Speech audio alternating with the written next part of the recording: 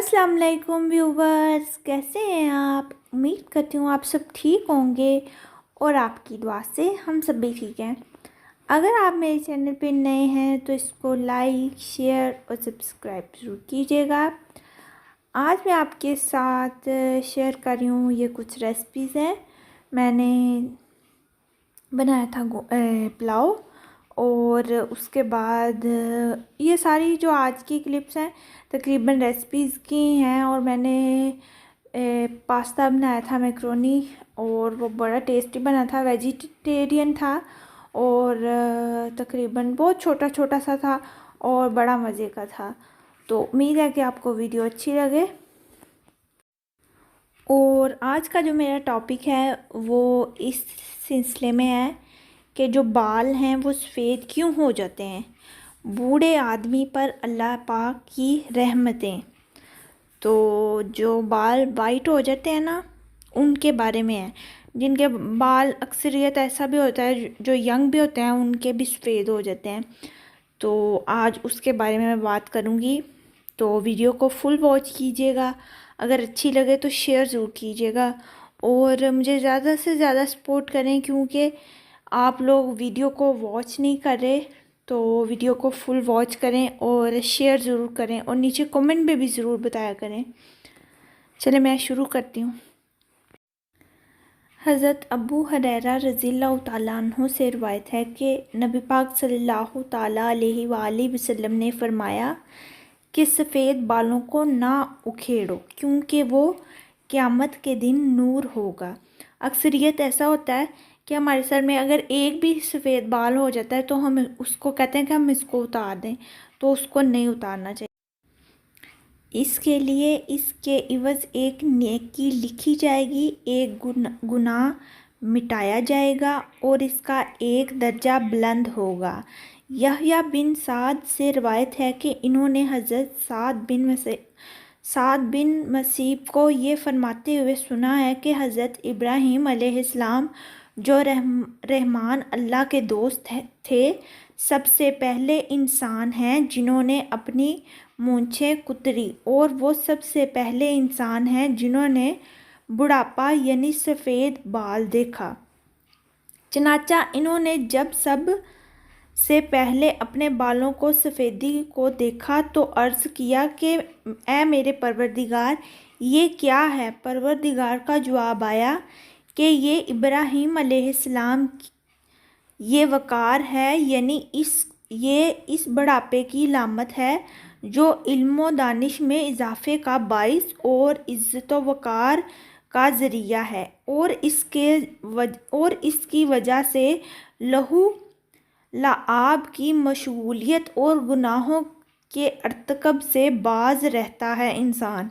हज़रत इब्राहीम अलैहिस्सलाम ने अर्ज़ किया कि ए परवरदिगार, ये तो तेरी बड़ी नेमत है, लिहाजा मेरे वक़ार में इजाफ़ा फरमा। लिबास का बयान। नबी पाक सल्लल्लाहु ताला अलैहि वसल्लम ने फरमाया, जो शख्स इस्लाम की हालत में यानी हालत ईमान में बुढ़ापे को पहुंचा तो ये बुढ़ापा उसके लिए क़यामत के दिन नूर होगा। एक शख्स ने अर्ज़ की कि चंद लोग इन सफ़ेद बालों को उतार देते हैं यानी उखाड़ देते हैं, तो आप सल्लल्लाहु ताला अलैहि वसल्लम ने फरमाया कि जिसका दिल चाहता है अपने नूर को उखाड़ दे, सफ़ेद बाल ना उखाड़े, क्योंकि वो मुस्लिम का नूर है। जो शख्स इस्लाम में बूढ़ा हुआ, अल्लाह अज़्ज़ व जल इस वजह से उसके लिए नेकी लिखेगा और ख़ताएँ मिटा देगा और इसके दर्जात बुलंद करेगा। हज़रत अबू बकर रज़ियल्लाहु ताला अन्हो से रिवायत है कि एक आदमी ने पूछा, ए अल्लाह के रसूल, कौन आदमी बेहतर है। तो आप सल्लल्लाहु ताला अलैहि वसल्लम ने फरमाया, वो आदमी जिसकी उम्र तवील है और इसके अमाल अच्छे हैं। और इसने पूछा, कौन आदमी बदतर है। तो आप सल्लल्लाहु ताला अलैहि वसल्लम ने फरमाया कि जिसकी उम्र तवील है लेकिन उसके अमाल बुरे हैं। हज़रत عثمان غنی رضی اللہ تعالیٰ عنہ سے روایت ہے کہ رسول پاک صلی اللہ تعالیٰ علیہ وآلہ وسلم نے فرمایا، اللہ تبارک و تعالیٰ فرماتے ہیں کہ جب میرے بندے کی عمر 40 سال ہو جاتی ہے تو میں اس کو 3 قسم کے امراض سے محفوظ کر دیتا ہوں، جنوناً یعنی دیوانگی، جزم یعنی کوڑ اور برص سے عافیت دے دیتا ہوں۔ جزم یعنی کوڑ جس میں ہاتھ گل جاتے ہیں، اور برص سے مراد جلد کے سفید داغ ہیں۔ مطلب یہ کہ 40 سال کے بعد ان امراض کو وقوع بہت کم ہوتا ہے، اور جب میرے بندے کی عمر 50 برس کی ہو جاتی ہے تو اس سے حاسب یسیر یعنی آسان حساب کروں گا۔ مطلب یہ کہ 50 سال والے سے قیامت میں آسان اور سہل حساب ہوگا۔ جب کوئی بندہ 60 سال کی عمر کو پہنچ جاتا ہے تو میں توبہ اور رجوع اللہ کو اس پر محبوب بنا لیتا ہوں۔ مطلب یہ کہ 60 سال کی عمر کے بعد توبہ سے محبت ہو جاتی ہے اور اللہ تبارک و تعالیٰ کی طرف رجوع ہونے کی توفیق عطا ہوتی ہے۔ اور جب کسی کی عمر 70 سال کی ہو جاتی ہے تو فرشتے اس سے محبت کرتے ہیں، اور جب کوئی 80 برس کا ہو جاتا ہے تو اس کی نیکیاں لکھی جاتی ہیں اور گناہ نظر انداز کیے جاتے ہیں، اور جب کوئی 90 سال کا ہو جاتا ہے تو فرشتے کہتے ہیں کہ اللہ کا قیدی ہے، اور اللہ کی زمین میں اس سے پہلے اور پچھلے گناہ بخش دیے جاتے ہیں، کیونکہ مطلب یہ ہے کہ اللہ تبارک و تعالیٰ نے اس کی روح کو جسم کے قید خانے میں قید رکھا ہے، مدت پوری ہو چکی ہے، حکم کا انتظار ہے۔ اور جب کوئی بندہ ارذل عمر کو پہنچ جاتا ہے، یعنی زیادہ عمر کو پہنچ جاتا ہے، تو اللہ تبارک و تعالیٰ اس کے نامہ اعمال میں اس کی تندرستی اور صحت کے زمانے کی مثل اعمال خیر لکھتا رہتا ہے، اور اللہ اس بندے سے کوئی برائی ہو جاتی ہے تو اس برائی کو اس کے اعمال نامے میں نہیں لکھا جاتا۔ ارذل عمر سے یعنی زیادہ عمر سے مراد وہ عمر ہے جس میں انسان کی ہوش و حواس بجا نہیں رہتی اور بہکی باتیں کرنے لگتا ہے، اور توبہ کا دروازہ بھی کھول دیا جاتا ہے۔ حضرت جابر رضی اللہ تعالیٰ عنہ فرماتے ہیں کہ نبی پاک صلی اللہ تعالیٰ علیہ وآلہ وسلم نے ارشاد فرمایا کہ میرے دوست جبرائیل علیہ السلام ابھی میرے پاس سے گئے وہ تھے، اور وہ کہتے تھے کہ قسم ہے اس ذات کی جس نے آپ کو حق کے ساتھ بھیجا ہے، اللہ تبارک و تعالیٰ کے بندوں میں سے ایک بندے نے 500 سال تک ایک پہاڑ کی چوٹی پر عبادت کی، اور یہ پہاڑ سمندر کے بیچ میں ہے، اور یہ پہاڑ 30 مربع میل ہے، اس کے چاروں طرف سینکڑوں میل کا سمندر ہے۔ اللہ تبارک و تعالیٰ نے اس عبادت گزار کے لیے اس پہاڑ میں میٹھے پانی کا چشمہ جاری کر دیا جس کی دھار انگلی کے برابر موٹی، اور ایک طرف انار کو اس کے پہاڑ کی جڑوں کو لگا دیا، اور جس میں ہر روز ایک انار تیار ہوتا ہے، اور اب اس پہاڑ سے اتر کر وضو کرتا ہے اور اس کے بعد انار کھا کر پھر خدا کی عبادت میں مشغول ہو جاتا ہے۔ سبحان اللہ۔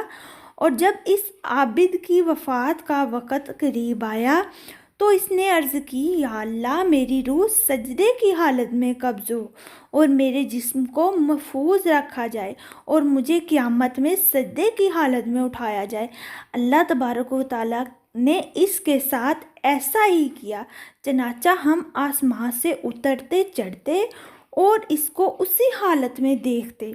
قیامت کے دن اللہ تبارک و تعالیٰ کے سامنے یہ بندہ جب حاضر کیا جائے گا تو اللہ تعالیٰ شان نے ارشاد فرمائیں گے کہ میرے بندے میری رحمت سے جنت میں داخل ہو جا۔ یہ عرض کریں گے کہ الہی میرے عمل کی وجہ سے ہی جنت کیوں نہیں؟